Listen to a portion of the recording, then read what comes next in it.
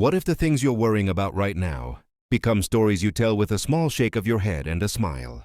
What if the effort counts more than the timing? And the pauses don't mean failure, just breath. He had recorded the video 3 times already. Each version felt wrong.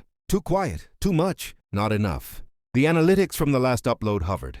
In his mind like a verdict. Views lower than he hoped. Comments fewer than before. He leaned back in his chair and sighed. Maybe this was the sign to slow down or stop. His mind filled the silence with familiar questions.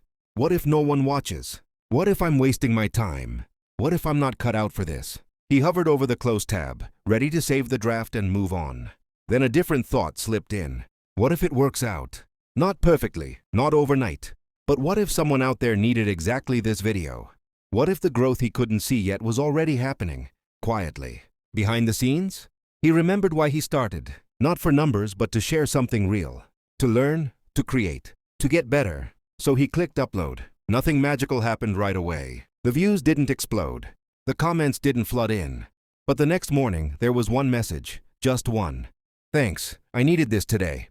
He stared at the screen longer than he expected.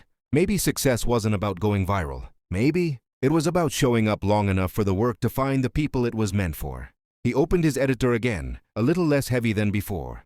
Because doubt will always ask, what if it doesn't work? But growth begins the moment you dare to ask, what if it does? Doubt will always ask what could go wrong. Growth begins when you ask what could go right. You don't need certainty to move forward, only the courage to try. Because you'll never know what's possible if you quit before it's going to work out.